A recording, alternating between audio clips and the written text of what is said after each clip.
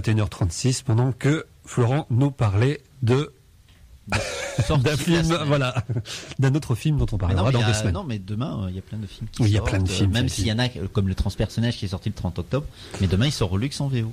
Du coup, on peut en faire la promotion, du moins la pub, puisqu'il sera en VO. Et comme on disait, c'est le réalisateur à qui on doit The Lost, qui est le plus connu en France, mais qui avait fait surtout Memories of Murder, qui avait été une très belle découverte à l'époque. Aussi, je crois. Peut-être, oui. On va enchaîner tout de suite donc à 4 voix sur le gros morceau. Alors gros morceau parce que nous sommes 4 à l'avoir vu. On ne sait pas, je ne saurais présumer de l'avis général. Donc le dernier Polanski, La Vénus à la fourrure, interprété par Mathieu Amalric et par, j'allais dire une bêtise, Emmanuel Seigné. Lapsus. Oui, lapsus. Ouais, tu sais pourquoi? Parce qu'on en a parlé un petit peu à la fin de la projection, Jacqueline. Donc le pitch du film. Bah tiens, Jacqueline. Oui. Alors, très rapidement. Mathieu Amalric, qui est en fait metteur en scène, qui met en scène justement sa première pièce suite en fait à sa propre adaptation d'un livre d'un auteur d'un priori d'une œuvre. David Eves. Voilà, merci. Voilà. Et il se trouve donc à recevoir un petit peu difficilement au départ puisque elle arrive très en retard. Oui. Enfin, c'est l'adaptation aussi du roman écrit en 1870 par Léopold von Sacher-Masoch, premier de la série L'œuvre, un des fondements du masochisme. D'accord, parce que La Vénus à la fourrure, telle que l'on voit à l'écran, c'est vrai que c'est adapté en fait de la pièce qui a été jouée à Broadway a priori, mais qui est inspiré en fait du roman. Scène, à Mathieu Amalric adapte celui du roman. Oui, mais en fait, dans le film, c'est adapté en fait d'une vraie œuvre littéraire. Il se sert du texte. Qui, comme ils le disent instantanément, a inspiré le SM, a priori. Voilà, donc, à la fois c'est le premier, c'est un des fondements du SM. Et donc, un des fondements du SM. Oui, les fondements du SM. J'y ressortirai. Merci. Les fondements du SM. Bref, on se laisse pas déconcentrer, même si. C'est ce que j'ai écrit. Bon, c'est vrai. Et donc il veut mettre et malheureusement en fait Mathieu Amalric ne trouve pas en fait sa Vénus jusqu'au moment où arrive donc Emmanuel Seigné qui est très en retard pour l'audition.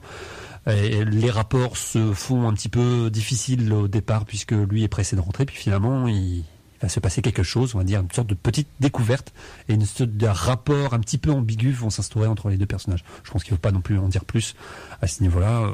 Je pense qu'il faut découvrir. Alors que dire par rapport à ce film? Mathieu Amalric, Emmanuel Seigné, Polanski. Qui veut se lancer? Je sais pas. Qui veut commencer? Amalric, Seigné. Tu me regardes. Non, mais les comédiens sont bons, enfin pour moi. Voilà. C'est un schéma qu'on avait déjà retrouvé un petit peu chez Polanski, le fait de faire un film dans une unité de lieu, une unité de temps. On avait ça avec La jeune fille et la mort. Carnage.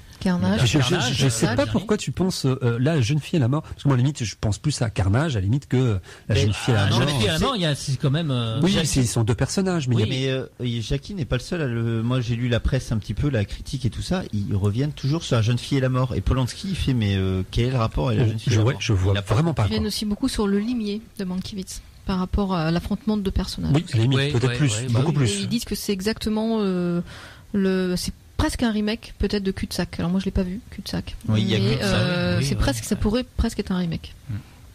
Mais sauf que La jeune fille et la mort, ils sont 3 si je me souviens bien. Ils sont pas 2. Surtout 2. C'est surtout Ben Kingsley et puis surtout Sigourney Weaver. Il y a son mari qui arrive vers la fin, mais ça fait un peu pièce rapportée. C'est un peu comme la femme qu'on croit entendre au téléphone.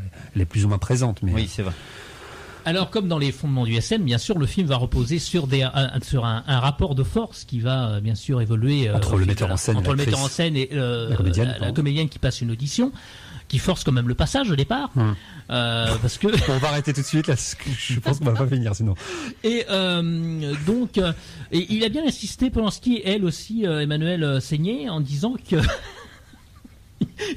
mais non, mais parce qu'en plus j'ai employé un autre mot aussi, je me dis il va pas falloir que je le ils ont bien insisté sur l'idée qu'on n'est pas dans du théâtre filmé, il y a quand même un dispositif oui, c'est plus cinématographique que théâtral au niveau là. Ouais. Alors c'est vrai qu'on se laisse prendre par le dispositif qui se met en place lors de la première demi-heure, les 3 premiers quarts d'heure, mais c'est vrai après j'ai peiné. Ce qui est intéressant, c'est effectivement donc au fil de l'audition qui se déroule, il y a des arrêts bien sûr entre les échanges que Emmanuelle Seigner demande donc au metteur en scène de lui donner la réplique, et on s'aperçoit que finalement que le rapport qui s'établit de jeu entre le metteur en scène et l'actrice ça va déborder. Le cadre va déborder. Mise en abîme quand même entre guillemets de l'œuvre. C'est la mise en abîme de mise en abîme. Oui.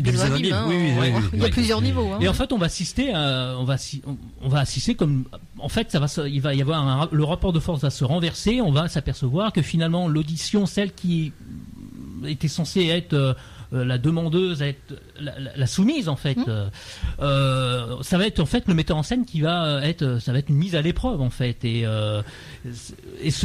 ça vient progressivement. Ça s'installe progressivement et j'ai trouvé ça intéressant. Après, je trouve que ce qui est encore une fois résumé par un rapport de force de personnage et une mise en abîme, mais voilà, de l'œuvre. Mais ce qui va en pâtir un petit peu, je trouve, c'est dans le jeu de l'actrice, notamment de Emmanuelle Seigner, qui a du mal à nuancer, en fait, à progresser justement dans cette étape. Amalric, moi, je trouve bien à sa place. Jamais trop de problèmes avec cet acteur-là, mais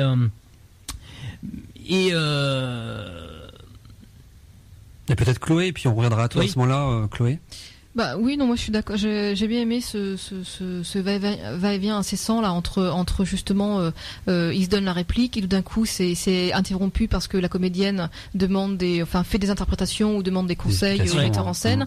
Et j'aime bien effectivement le fait que ça petit à petit la toile se resserre et en fait l'actrice devient obsession et du metteur en scène, ce même metteur en scène d'ailleurs qui va devenir esclave de son actrice, etc.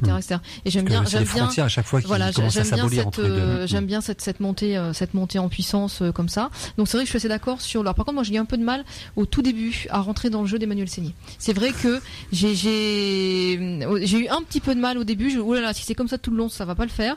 Et après, bon, il a fait le temps que je m'y fasse quand même.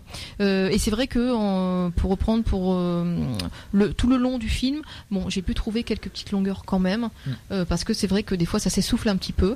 Mais pour autant, enfin, j'ai quand même. C'est un film que moi j'ai bien aimé parce que alors on est dans la manipulation, dans le jeu du pouvoir, du désir. On est encore une fois la mise en abîme de la mise en abîme. Hein, puis on peut pas s'empêcher de penser au couple Polanski, Seigner. Effectivement, là il y a plein de choses qui se disent. Voilà. Et alors, ce que j'ai bien aimé dans ce film-là, malgré les petites longueurs et voilà, c'est que on sait où on va. Mais on y va avec plaisir, hein. Voilà. Donc je trouve que Polanski se fait vraiment plaisir et que il y a plein de petits trucs truculents comme ça où alors moi il y a deux moments que j'ai vraiment adoré dans ce film-là. C'est alors le moment du renversement, c'est-à-dire un moment où Mathieu Amalric, donc le réalisateur, va interpréter Vanda, le personnage féminin de la pièce. J'aime beaucoup ce retournement et ça donne une espèce de truc très grotesque quand il se grime en femme. Alors moi j'ai vu Françoise Sagan, hein. Voilà, mais grotesque, mais en même temps grotesque dans le sens pas n'importe quoi, mais vraiment, enfin pathétique du personnage et du voilà. J'ai vraiment trouvé ça vraiment très très bien. Et aussi alors cette fameuse scène finale, cette séquence finale où il est littéralement cloué au pilori par cette espèce de danse érotique, etc. Et bon, c'est énorme, mais c'est pas grave. Et c'est en ça que je trouve que Polanski s'est vraiment fait plaisir. Il se refuse rien. Et justement, ça monte. Et moi, franchement, j'ai eu le sourire aux lèvres pratiquement tout le long du film parce que on attend le truc et ça vient et c'est vraiment encore une fois très truculent, je trouve. C'est assez jubilatoire parce que on est voilà, il s'amuse vraiment avec le spectateur, je trouve. Voilà, donc ils sont morts de rire, d'accord. Donc voilà et ouais, il se refuse rien et nous non plus et donc et je trouve que la musique d'Alexandre Desplat sert très très bien le propos parce qu'elle donne ce côté énorme et grotesque, elle appuie vraiment ce côté-là et non, c'est un film que j'ai trouvé assez jubilatoire malgré effectivement quelques petits problèmes pour moi au début à suivre Emmanuelle Seigner, puis quelques petites longueurs parce que bon c'est long, puis il faut suivre le texte aussi, hein, parce que le texte est très très dense, mais voilà, mais c'est un film que non vraiment le sourire relève tout le long et c'est un film que j'ai bien aimé. Donc Florent. Voilà. Moi à la base, bon, comme vous le savez, je suis pas fan des comédiens qui sont à l'écran, mais je connais bien Amalric. Bon, vas-y, continue. Je l'ai bien aimé dans le dernier Desplechin, effectivement, mais oui, je sais que tu l'aimes bien dans Tourner. Oui, alors dans Tournée, oui. il cabotinait beaucoup plus dans le Desplechin que dans celui-là. Il y avait beaucoup plus de cabotinage de sa part. Alors, le film. Alors, le film, moi j'ai trouvé les comédiens bons. Alors, effectivement, peut-être un petit bémol sur Emmanuelle Seigner, mais pas dans le sens que vous dites. Moi, je trouve que c'est justement, on sent l'évolution chez Amalric du personnage dans son jeu, alors qu'elle reste toujours un petit peu statique au final. Elle est d'un coup, elle est la comédienne. La comédienne et de l'autre, elle est plus la personne publique, enfin la personne. Le personnage normal, quoi. Et donc voilà, c'est statique comme jeu. Là, c'est un petit bémol, mais j'ai pas trouvé ça déplaisant au niveau de son jeu. Enfin, en tout cas, je trouvais qu'elle tenait bien tête avec Amalric et tout ça. La mise en scène est très bien de Polanski. Le montage est très très bien foutu et tout ça. Il y a pas de souci à ce niveau-là. Mais là, moi, où j'ai eu beaucoup plus de mal, c'est dans le film en lui-même. En fait, c'est que, alors effectivement, je suis plutôt d'avis avec Jackie, dans le sens que, ok, pendant 40 minutes, 30 minutes et tout, c'était bien et tout, ça avançait, ça avance. Et à un moment donné, tu te rends compte que le sujet, alors effectivement, on va entre rêve, onirisme, surréalisme, il se refuse rien, quoi que ce soit. Mais en fait, à la fin du film, je suis tout ça pour ça, en fait. C'est, je me suis posé la question d'un tel film, en fait. C'est voilà, ok, il y a le rapport, alors il y a le rapport de retournement, il y a le féminisme qui est là, qui est omniprésent, dans le sens que voilà, c'est le retournement aussi entre le metteur en scène et qui prend le contrôle de sa comédienne au début, et en fait c'est elle qui va renverser la vapeur et c'est elle qui va devenir metteur en scène. Tout ça, ok, on le comprend, machin, il se lâche, il se fait plaisir. Bon, il fait plaisir aussi à sa femme, mais pour moi, j'ai trouvé ça vain. En fait, j'ai pas trouvé de plaisir en lui-même, mis à part peut-être au début, quoi, du film. Mais après, petit à petit, moi, je trouve que le film s'effiloche et tient plus trop, quoi. Voilà, j'étais plutôt déçu. Alors, la musique Alexandre Desplat. Alors, je suis étonné que tu dises qu'elle est bien, parce que je l'ai lu aussi dans Positif. C'est une des meilleures compositions d'Alexandre Desplat. Et moi, je sais pas si c'est une de ses meilleures. En tout cas, je trouve qu'elle va très bien dans ce film-là. Ouais, mais moi, je trouvais que... Elle intervient surtout à des moments bien précis. Oui, quoi. Elle est pas là pour envahir le film. Non, c'est clair. Donc mais c'est pour cela qu'elle fait vraiment sens. Oui, surtout à la fin. C'est sûr, mais j'ai pas trouvé. Surtout que moi, j'ai aimé le côté grotesque, pathétique du truc. Je trouve que la musique le soutient très bien. C'est pour ça que j'ai bien aimé cette musique. Ouais, mais j'étais quand même plutôt déçu. Je sais pas si je l'aurais aimé dans une autre ailleurs, quoi. Mais en tout cas, pour ces scènes-là et pour ce film-là, oui. J'étais quand même plutôt déçu de sa partition, en fait. Moi, je l'ai pas trouvé non plus transcendante. Je connais pas. Mais c'est vrai que, comme le dit Jackie, elle est là dans des moments, mais je l'ai quand même pas trouvé transcendante. Elle sert sans plus, quoi. Voilà, et voilà. Mais non, mais je suis quand même plutôt déçu, quoi. Vraiment déçu. Moi, pour donner mon avis, je pense que je vais rejoindre un petit peu tout le monde, même si je vais peut-être aller toujours plus loin. je voulais pas le faire. Comment dire, Emmanuelle Seigner a réussi la prouesse. Alors d'habitude, c'est plutôt un peu, je suis un peu, comment dire, c'est aphasique quand je la vois. Je ressens pas trop. Elle intériorise beaucoup plus. Oui, mais généralement, je trouve que c'est une actrice qui me laisse un peu froid, puisque exprime. Je trouve que je vais me faire taper sur le doigt, mais je trouve qu'elle exprime pas grand-chose. Là, elle a réussi la prouesse de m'énerver dès le départ. Et comme je disais à Jackie, je crois qu'elle a réussi à trouver dans sa sœur, en fait, l'inspiration pour ce côté très vulgaire et très énervant, en fait, du personnage qu'elle interprète. Mais le problème, passer un peu ce côté-là un petit peu, je caricature un petit peu. Je trouve, en fait, qu'elle a pas la nuance de jeu, en fait, que Amalric a. Elle est un peu caricaturale, peut-être un peu trop, entre guillemets. En tout cas, je sens, quand elle interprète Vanda, je trouve qu'on sent le côté joué. Alors même si c'est peut-être le personnage aussi qui veut ça, mais même dans son évolution, dans le côté un petit peu dominatrice, je ressens toujours un petit peu un côté artificiel. Alors que Amalric, alors je suis pas un grand fan d'Amalric, mais au moins je trouve qu'il y a de l'émotion, en fait, qui passe. On sent, en fait, tout à coup le metteur en scène qui est capté, en fait, par son actrice, qui est capté par le personnage et capté aussi par sa propre, puisqu'on le dit à un moment, il y a plus ou moins, on se rend compte dans l'évolution du film, il y a quand même une part de lui, en fait, qui l'a inspiré, ou du moins qui l'a quand même poussé, en fait, à cette adaptation, et on sent vraiment qu'il est touché, qu'il n'est pas insensible, et dans son jeu, dans son regard, dans ses yeux, dans ce côté un peu chevrotant de la voix, tout ça, en fait, je trouve que ça fonctionne super bien. Il y a quand même, plus ça va et plus il y a du Polanski, hein, alors c'est ce que je veux dire en plus. Alors, c'est que ça- dans sa coupe de cheveux, je trouvais en fait que ça ressemblait à Polanski en fait. Polanski ouais. plus jeune. Hein, Donc Encore ça, une mise en abîme, hein. dans l'interview dans Positif, encore je reviens sur Positif, mais ils font une interview de Polanski. Et justement, le journaliste, il a été à la Fémis, et puis je crois qu'Amalric aussi a fait la Fémis. Bon bref, il a connu le journaliste avait un ami qui avait été à la Fémis avec Amalric. Et justement, à l'époque, on lui disait mais tu ressembles trop à Polanski, quoi. Et Polanski, justement, il a joué dessus, en fait. Il a vraiment joué dessus. Et voilà. Après, Amalric, effectivement, il a une tête de Polanski, quoi. Jeune, il y a une photo justement d'eux. Tu fais, mais c'est vrai qu'ils se ressemblent. Là, je pense qu'elle joue là-dessus sur la coupe de cheveux, parce que c'est pas la coupe de cheveux habituelle d'Amalric. Et c'est vrai que du coup, on rejoint encore la mise en abîme, du metteur en scène, de sa femme saignée. Amalric joue Polanski. Mais clairement, pour moi, c'est Amalric. Oui. Mais c'est Polanski. Bon, en l'occurrence, c'est sa femme saignée. Il y a aussi bien Polanski que Seigné. Il y a Vanda et le metteur en scène. Il y a ceux de la pièce. Enfin voilà, c'est tout est mélangé. Polanski, parce que chaque personne.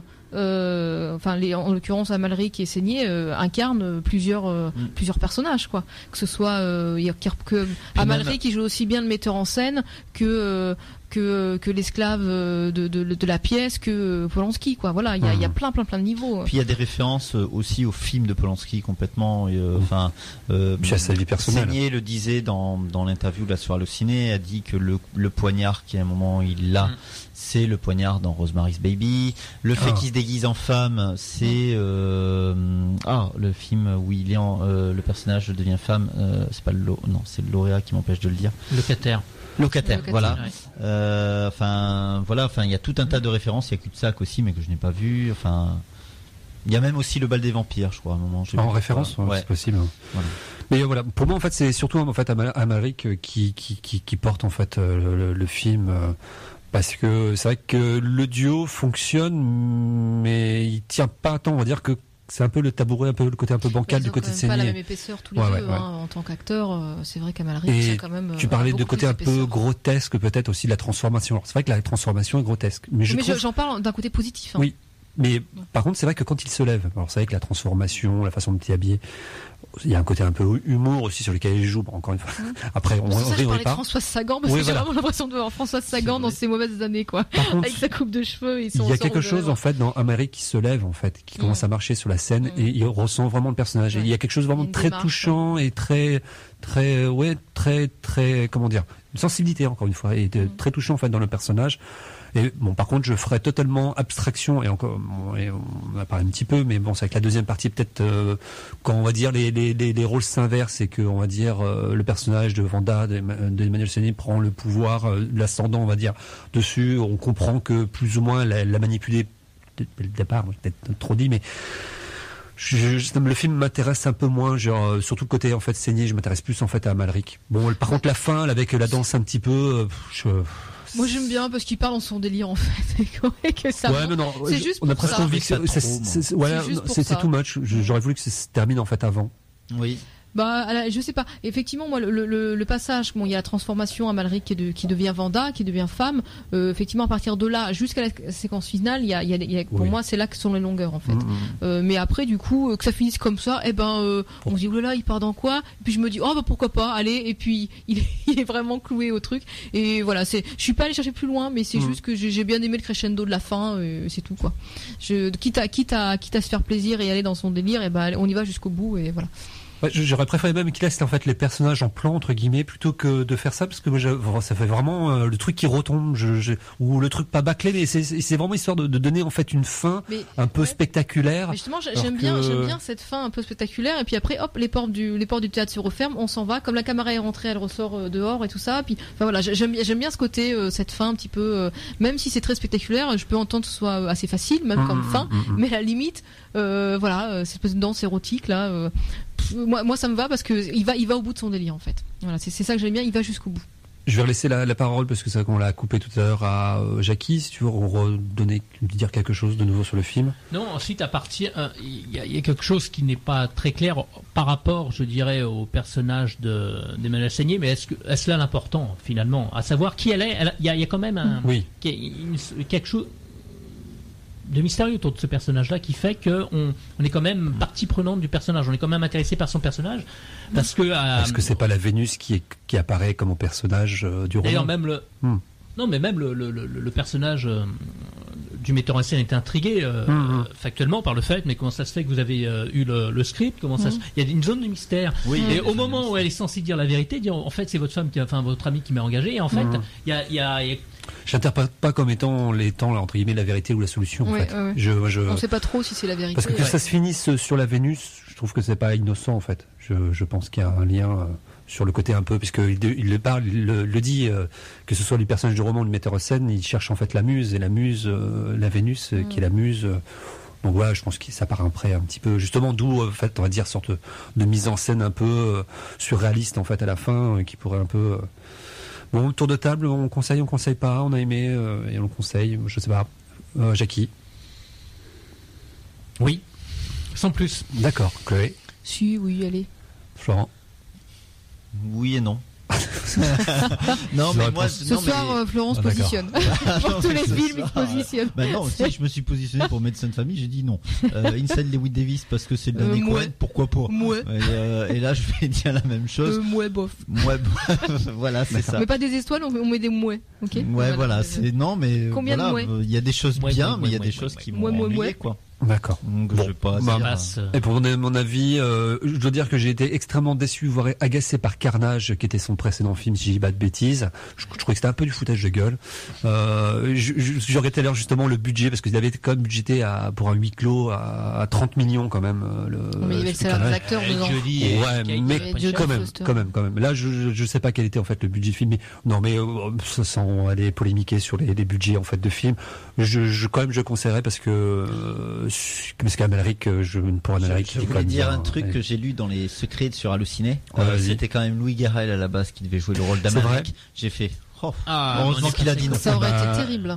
Du coup, j'aurais pas été voir le film, ça aurait été dommage. Ah oui, moi aussi je me dis. Ou j'aurais peut-être proposé à Nanarland. Au final, il l'a pas voulu parce qu'il s'est peut-être dit c'était trop dur pour lui. Qui Garrel? Ah oui, je crois que c'est pas il aurait dû faire un rôle de composition, ce qu'il ne fait jamais, si tu veux. Oui, voilà. Il aurait fallu bosser un tout petit peu, quoi. Voilà. Ce qui prouve bien que malgré son âge avancé, Polanski, il est quand même sage et lucide. Bon, allez, on va arrêter de casser les chiffres, même si j'adore détester Louis Garrel, on va arrêter le pauvre. On va enchaîner parce que j'ai cru voir que C'est derrière.